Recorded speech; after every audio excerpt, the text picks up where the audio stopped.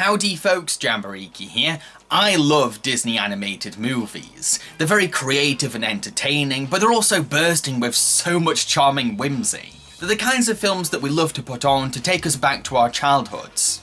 But because they've set the bar so high, whenever they make something mediocre or lackluster, it's really noticeable and we do feel let down. So for this video, I'm going to be talking about my personal choices for the top 5 best and worst Disney animated movies. However, I'm going to be laying down a very big rule for this countdown. I'm only going to be qualifying movies produced by Disney's primary main animation studio, Walt Disney Animation Studios. So please do not expect the following: Pixar movies, Studio Ghibli films, Disney Toon originals and sequels, Disney films animated by other studios, Skellington Productions, and live-action Disney movies that use animation for special effects. I know a lot of people will be annoyed at this rule, but because Disney's corporate label is attached to so many animated films, I had to narrow them down to a small list, or this video would have taken forever to produce. With all this being said, let's talk about my personal choices for the top 5 best and worst Disney animated films.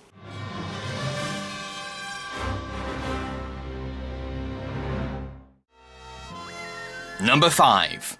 Brother Bear. Kenai is a young Native American man who has just been given his new totem, the Bear of Love. While one of his brothers, Denahi, teases him about this news, his eldest sibling Sitka assures him that it's a good totem and that he'll eventually understand its value one day. When the brothers realise that Kenai failed to tie up the fish they caught that day, they are very mad at his foolish behaviour.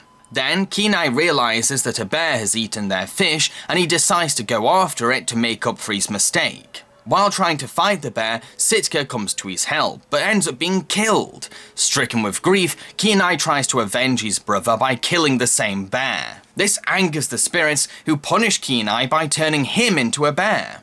In order to be restored to his human form, Kenai must journey to a very high mountain far away. While adjusting to being a bear, Kenai meets a little cub called Koda, who has lost his mum. Kenai reluctantly agrees to let the annoying cub help him get to the mountain. Along their adventure, Kenai and Koda develop a brotherly friendship. However, Denahi is hunting down Kenai under the mistake that he's the bear who killed him. So the two must also avoid a human while on their adventure.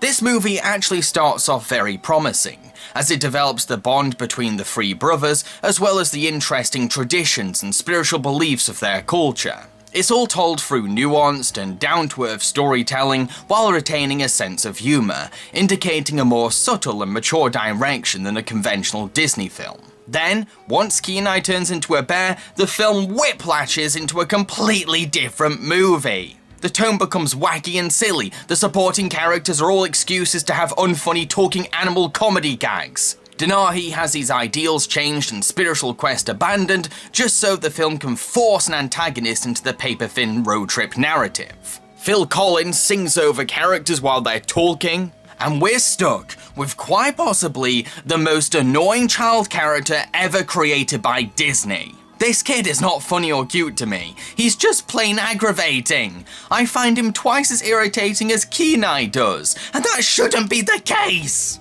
Koda is so unlikable that when the film implies that Kenai has been charmed by the little cub, I don't believe it, because this brat is a pain in the arse. What the hell happened, Brother Bear? You went from an interesting story about Native American culture to a generic talking animal comedy, a subgenre that's been done to death in the animation industry. Not to mention the film is also really on the nose about its message of appreciating nature. Yes, it's good to encourage audiences to respect wildlife, fantastic even, but could you have taught this lesson in a more subtle and less patronizing way? Instead of constantly making the same point of, man is scary, they kill animals. The best messages in films work through subtext, because then the audience can enjoy the movie's story and think about its overall meaning after. Banging on about why man is bad just feels like you're loudly manipulating the audience instead of letting them naturally read into what the movie has to say. I think I'm extra hard on this film, because you know what? If the rest of the movie was as good as the opening, it could have been on my top 5 best list, and that's really disappointing. This film had the potential to grow into a subdued, compelling, and original movie, but instead, we got Joaquin Phoenix is a bear, and an annoying little cub is following him. What kind of hijinks will they get up to?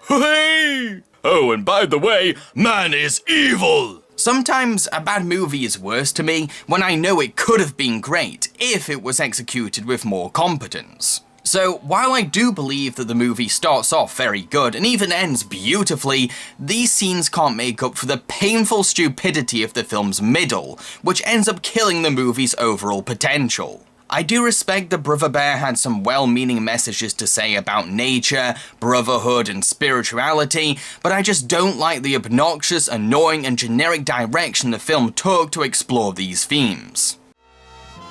Number 4. Fun and Fancy Free. This is a package movie hosted by Jiminy Cricket, combining two Disney short films. Bongo, which is about a little circus bear escaping to the wild and finding love, and Mickey and the Beanstalk, which follows Mickey, Donald and Goofy in the story of Jack and the Beanstalk. This is certainly the weakest package movie from Disney in my opinion. Now, most Disney package films weren't anything amazing, as they were just cheap short film collections made to save money during the war. But most of them at least had a sense of identity, style and presentation. Fun and Fancy Free comes across as directionless and clunky. I have no idea how these shorts are supposed to connect thematically or what the project is going for as a whole. Because really, it's just two Disney animated films that the studio happened to be working on at the time slapped together into a double bill, with one of the studio's mascots thrown in as a wraparound host.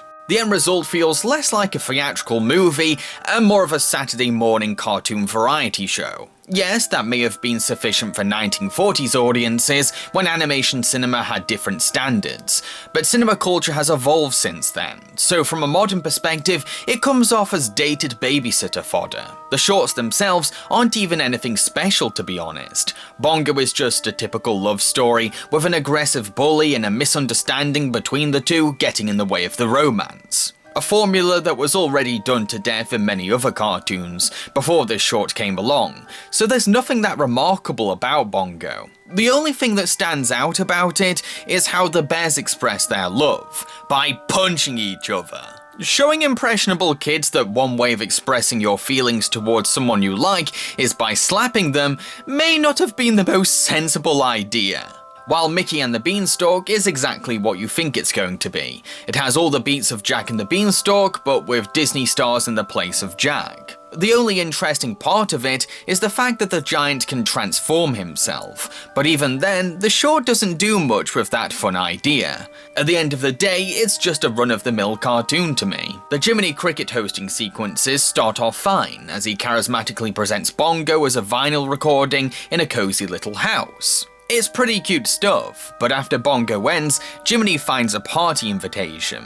But the party isn't as fun as you think it'll be. No, this party is being hosted by a middle-aged ventriloquist, and the guests include one little girl who lives across the road, plus a group of creepy-looking dummies. What makes these dummies even more unnerving is that sometimes the ventriloquist puppeteers them, but other times they move on their own. I'm sure that the scene was meant to come across as charming and sweet, but looking back on it, it's a pretty unsettling part of the film. I've seen David Lynch movies that made me feel more comfortable and relaxed. Not to mention, one of the dummies keeps annoyingly interrupting the story of Mickey and the Beanstalk with constant bad jokes or stupid commentary. For without the magic of the harp, all was misery, misery, misery. Just like the 8th grade. Desolation spread over the land. Everything was drying up. Dry rot. Yes, isn't it? Charlie? Yes, sir.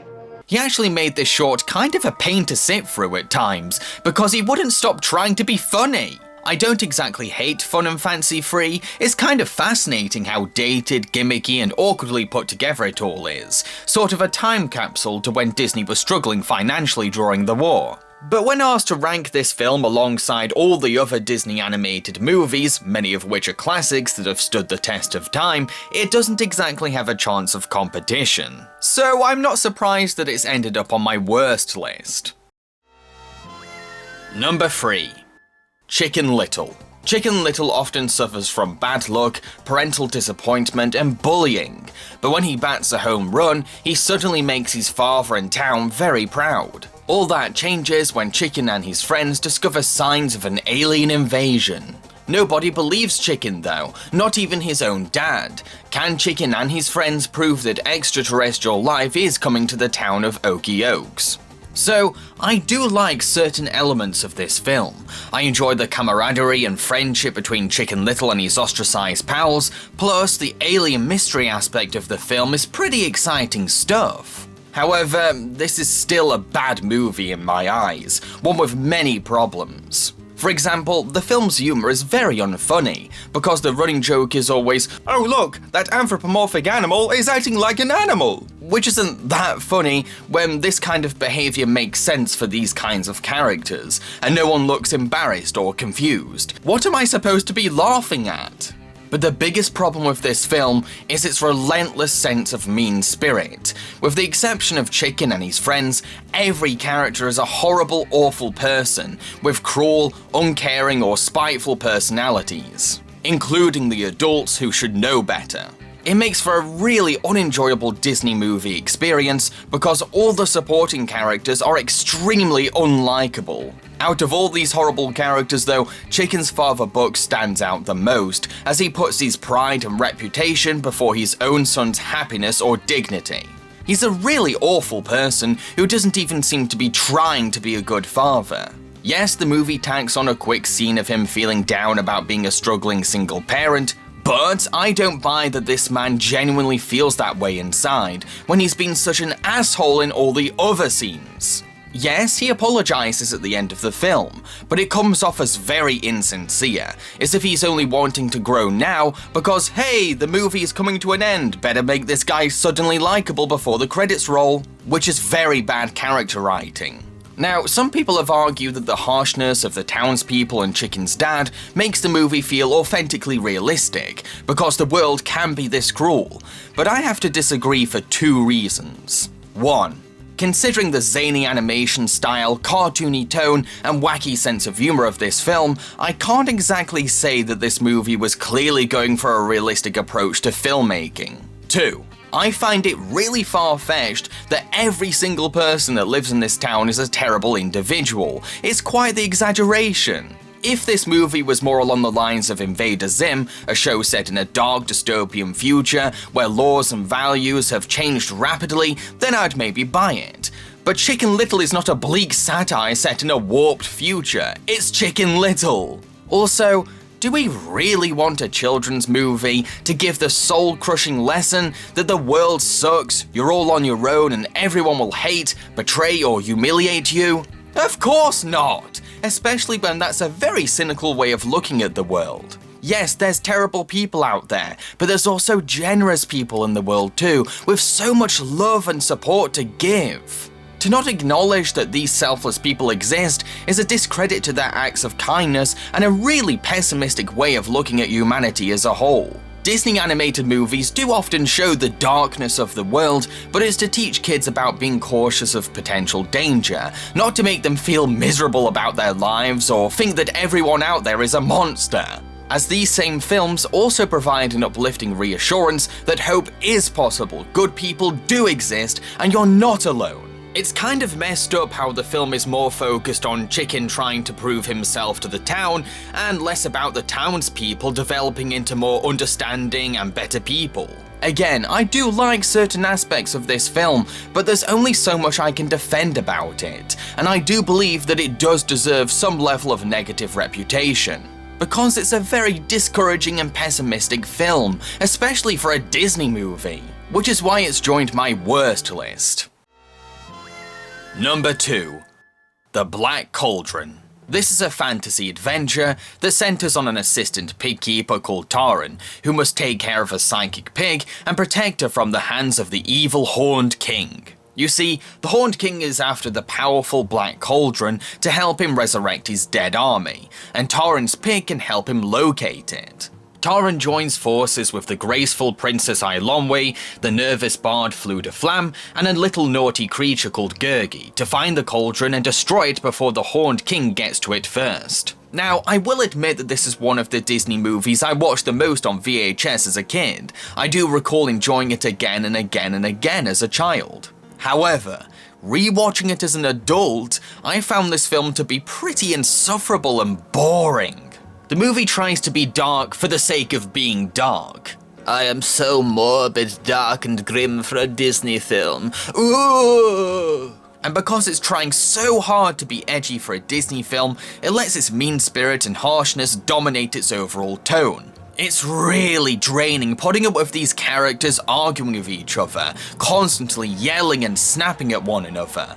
Any friendship building within the group feels really phoned in, because I don't buy that they genuinely like each other. Heck, most of these characters, with the minor exception of the sweet-hearted Princess Eilonwy, are horrible and unlikable. Taran is constantly stroking his ego despite his total lack of accomplishments, and gets aggressively over-defensive when criticized for his obvious lack of experience.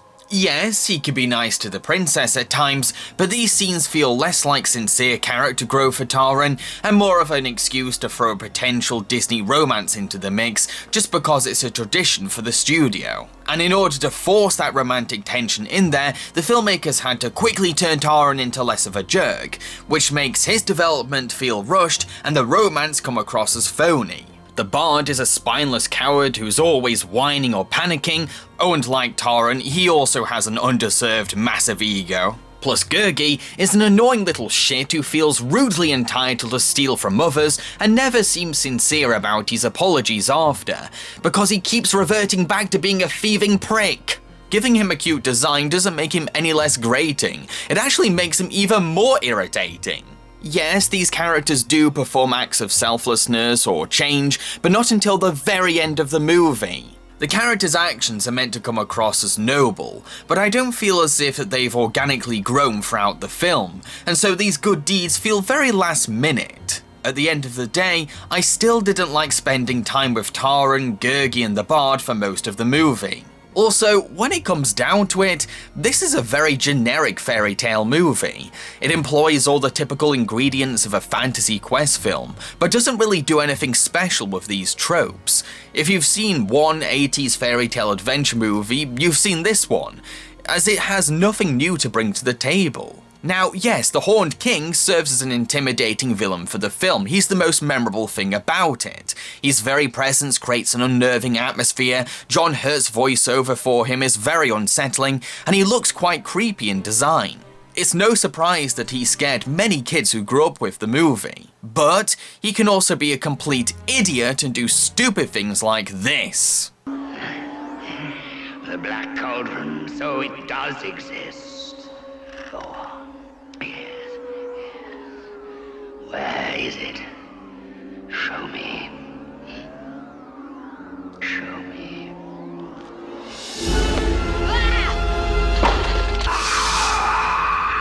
The Black Cauldron, while being very nostalgic to me, is certainly one of my least favourite Disney animated movies. It's a dreary, boring, and unnecessarily mean-spirited film. It's only dark for superficial reasons, leading to a very hollow experience. Number 1.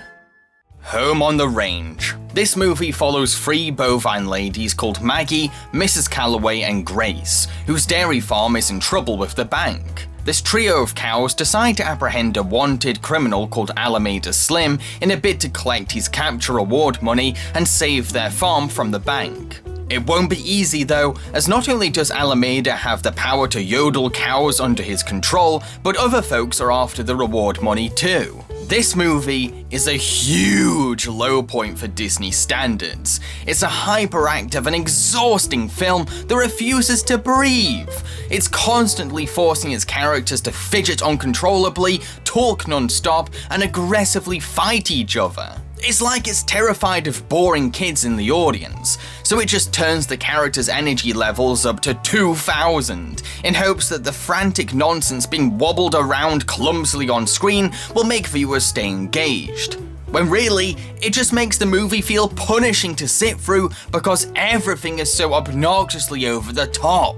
Also, I honestly did not give a flying shit about what would happen to the farm. There's no sense of friendly camaraderie between the farm animals as they spend most of the movie being assholes to each other. Plus, because the movie's pacing is so fast and rushed, we don't ever get time to fully develop an emotional attachment to the farm. Sure, the movie tacks on a scene to make us feel sad about the farm being possibly taken away, but it comes off as sappy and over-sentimental. Call me a monster, but I would cry more about an expired carton of milk than this dairy farm's plight. The movie just doesn't make me care enough. Plus, the villain is just a cookie-cutter Western bad guy, who is unfunny, boring, and completely non-threatening. But what really annoys me is how his dumb nephews feel like surrogates for the audience.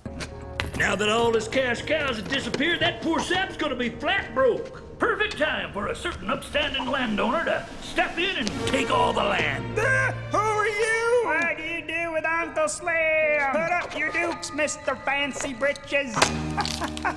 It's me. Hello. This here is the disguise I use to sneak into all them auctions and buy all the land. You brainless monotone monkeys. Ugh, it's like the movie is using this scene as an excuse to condescendingly hammer the villain's motives into the audience, as if the filmmakers think we're too stupid to take in simple information. It's storytelling at its most demeaning and patronizing.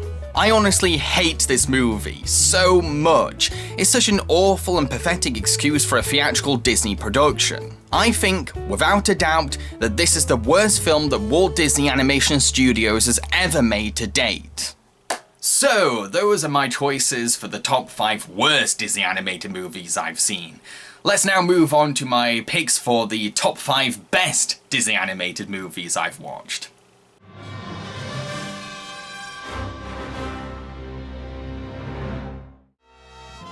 Number 5.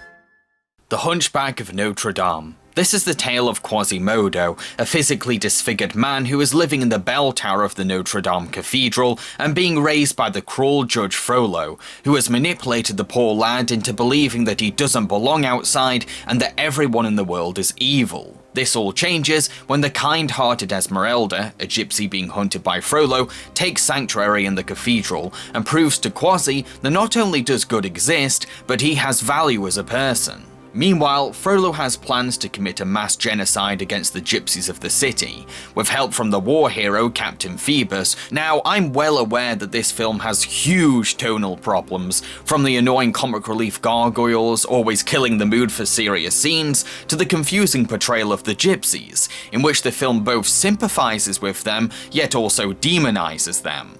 Despite this, I have to say that when this film does control its tone, it can lead to some amazing drama that always punches my guts and rips into my soul. It's a movie that explores the evil of Judge Frollo, but also celebrates the heroism of Esmeralda, who influences those around her to see their potential, embrace the powerful force of justice, and confront the truth behind Frollo's manipulation. The film warrants its dark moments as well, because the movie is clearly very passionate about its message of fighting oppression. The scenes of cruelty or harshness have intentional artistic expression to them because they all play a part in shining a light on the atrocities of genocide, abuse, and marginalization. Its lead heroes are extremely likable and charming too, because they have gentle personalities and a desire to do good in the world, giving us uplifting feelings about having hope in humanity in a city run by a monster. While Frollo remains one of the most complex Disney villains ever, a man who is conflicted by his feelings of lust towards Esmeralda and a desire to be a faithful Christian. But he also retains a threatening presence, as he will stop at nothing to oppress the minorities of his city and poor Quasimodo. Along with having a solid, deep narrative, the film also includes a grandiose music score full of bombastic Gregorian choirs that support the film's overwhelming scale. But this film was also a musical, and the songs are superb. They're naturally implemented into scenes because the music builds up slowly before any singing starts, and numbers don't feel like they come out of nowhere, with each song, for the most part, sounding incredibly top-notch and playing a big part in showing characters' feelings or progressing the story forward. In addition, the movie also features some of the most jaw-dropping visuals ever animated by Disney. Seriously, this movie looks beyond atmospheric and impressive because the animation excels so much in terms of character acting and cinematography. The Hunchback of Notre Dame, while rough around the edges, is a really exhilarating movie, held together with intense, profound drama and astounding production values that'll take your breath away. Number 4.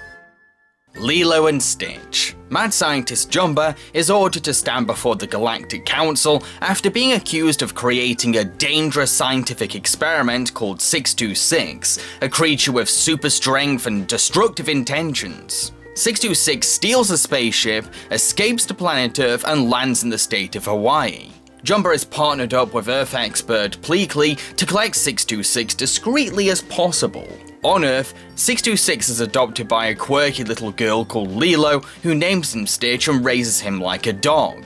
Lilo's sister Nani, who has become her legal guardian since their parents' passing, is finding the new addition to the family to be quite a handful though. She's already dealing with the regular visits of a strict social worker and the task of finding a new job. Will Stitch be able to fit into this unconventional family, or will his feral, wild behaviour break them apart? I will admit that this movie is trying to be 2 films at once. A drama that follows a pair of sisters trying to function as a healthy family while raising a disobedient pet, and a sci-fi adventure about a mad scientist creating a dangerous alien experiment. It's like we're watching 2 vastly different movies that are competing for attention, and they very rarely mesh together organically. So why is it on my top 5 best list then? Simple, I really love it despite the clashing ideas. It's a beautiful film about family, a movie that perfectly illustrates a very realistic sisterhood, because it captures the tension of sibling fighting, but also shows a loving connection between the two. And Stitch adds so much to the film by serving as a hilarious and adorable comic relief. But we also dive into his psyche, learning that behind his dangerous design is a very sensitive creature with a desire to be part of a family. There's a quirky charm to the pairing of the title characters, from Lilo's unapologetic weirdness to Stitch's oddball antics. The 2 of them truly resonate with each other because they both feel like they don't belong, and they eventually develop a really moving friendship full of genuine love. The Hawaiian setting gives the movie a beautiful exotic identity too, that makes the movie feel quite relaxing and uplifting. This is one of those movies that I will always turn to when I need cheering up. When I watch it, it feels like I'm going on holiday to spend time with some really lovely, interesting people. Lilo and Stitch is a fantastic movie to me, a charming film that offers a wacky sense of humour, a warm Hawaiian atmosphere, and some of the most touching drama that Disney has ever put on screen. Number 3. Big Hero 6. This is an action sci-fi movie about a very talented boy called Hiro, who can engineer pretty impressive robots for his age. Hiro's brother Tadashi, a very skilled technology student, has also built a highly advanced nursing robot called Baymax. One day, Hiro live demonstrates his new exciting invention at a robot exhibition, a collection of microbots that can be controlled with the human mind. And it really impresses the head of the robotics department at Tadashi's school, Professor Callahan. While the brothers are outside celebrating Hiro's success, the building hosting the robot exhibition suddenly erupts into burning flames, and Tadashi bravely goes inside to rescue the professor, only to end up being killed in a fiery explosion. This spirals Hiro into a deep grief, where he can't gather the energy to do anything. One day, Hiro and Baymax notice that the only remaining microbot left is being controlled. The 2 investigate where the signal is coming from, only to discover that Hiro's microbots are being used by a sinister man in a kabuki mask. With help from the lovable Baymax and Tadashi's friends, who include some very talented technology students, Hiro decides to start a superhero team using his robo-technology resources, in a bid to uncover the mystery behind his brother's death, and the identity of the masked villain. This is one of those movies where the more times I watch it, the more I appreciate it, warts and all.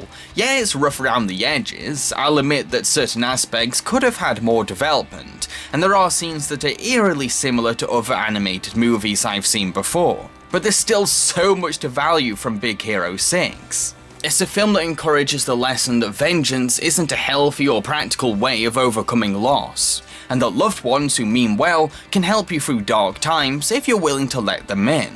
There's some really moving scenes in the film that showcase a mature understanding of how complicated grief can be. But the film also taps into how technology can be a double-edged sword, by illustrating how machines can be used for good, but also abused for evil. This is a personal favourite topic of mine, as I'm fascinated about how technology can be both very helpful and sinisterly dangerous. The heart of the film, without a doubt, is Baymax. It's amazing how Disney managed to bring so much personality and humour to what's essentially a big inflated marshmallow man with beady eyes and no mouth. That is a great example of good animation. He's an adorable and funny AI comic relief who brings loving warmth and sweet innocence into a very dark, tragic story.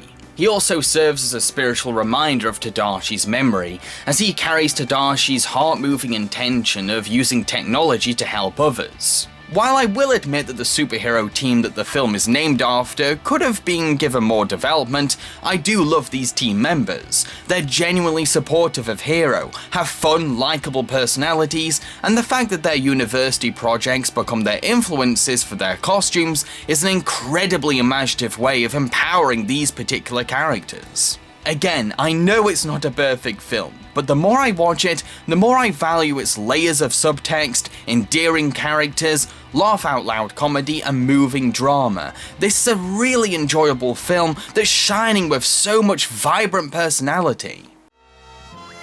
Number 2. Fantasia.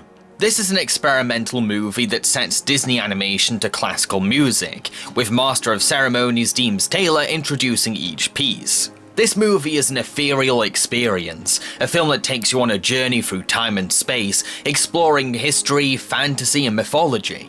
Watching it can feel almost meditative and hypnotic because the visuals are so engagingly mesmerizing. Fantasia shows Walt Disney in his comfort zone as he embraces the art of putting animation to music, resulting in some of the most powerful and entertaining content he ever supervised. The animators put their hearts and souls into these clever abstract ideas and gripping stories. The whole film pushes you through a wide range of emotions, styles, tones, ideas, colours and moods. It can be pretty and whimsical, but it's also not afraid to have a sense of humour, or even get a little scary. And the whole experience leaves behind a feeling of rewarding satisfaction by the end, because there's so much sophistication and imagination behind what's on screen. Even though it's technically a collection of short films, the ambition and weight of the production helps it feel like a grand expression of cinema, rather than a very long cartoon marathon. If you've not seen Fantasia yet, I urge you to do so, because it really is a masterpiece of experimental animation. Number 1. The Rescuers Down Under. In this film, an animal-loving little boy called Cody is kidnapped by a poacher called McLeach, who wants to use the child to help him find a rare giant golden eagle. Meanwhile, the timid Bernard is struggling to gather the courage to propose to his dear Bianca. But once they get news that Cody is in trouble, these two experienced rescuers must go save the poor lad, with help from a kangaroo mouse called Jake, who knows the outback like the back of his hand. Yes, this is my number 1 spot, one of Disney's much lesser known movies, a film that Disney gave up on after its unsuccessful opening. But this really is a solid and outstanding adventure movie, one that truly deserves way more attention, recognition and praise. I will admit that both Rescuers movies do share a lot of similarities. Heck, some of my compliments for Rescuers Down Under could also be applied to the first film too. But I thought The Rescuers was just okay. While the sequel really impressed me. It's more ambitious, more refined, more polished, and has more to offer. Our lead heroes of Bianca and Bernard are adorably lovable. They're really sweet, full of heart, and do their best to prove that tiny mice can be badass heroes. All of the film's action sequences feel grandiose and nail-bitingly overwhelming because the world overscales these vulnerable characters. But their drive to rescue Cody motivates them to survive. Throwing in Jake as a romantic rival for Bernard is a stroke of genius too, as it inspires Bernard to conquer his fears and develop himself into a more confident mouse. One that's not too jittery and jumpy to propose to the woman he loves, and what better place to toughen him up than the harsh outback. I also love how Jake isn't your stereotypical romantic rival. Sure, he could be egotistical and rude, but he's not a generic bully. He's actually quite charming and brave. And that helps him to be a legitimate obstacle for Bernard's romantic pursuit. I can imagine Bianca eventually falling for Jake if Bernard doesn't gather the courage to express his feelings to her. Not to mention, Jake also cares about saving Cody from McLeach, has knowledge of the Outback to help support Bianca and Bernard's mission, and actually learns to respect Bernard once he proves that he can handle himself. Cody is a fantastic child character too. He has a genuine passionate love for animal care, he respects wildlife, and he will go to extra lengths to protect the eagle. Plus, once captured, he doesn't simply give up and wait to be rescued. No, he keeps up his spirits with a feisty attitude and even works with McLeach's caged animals to attempt an escape.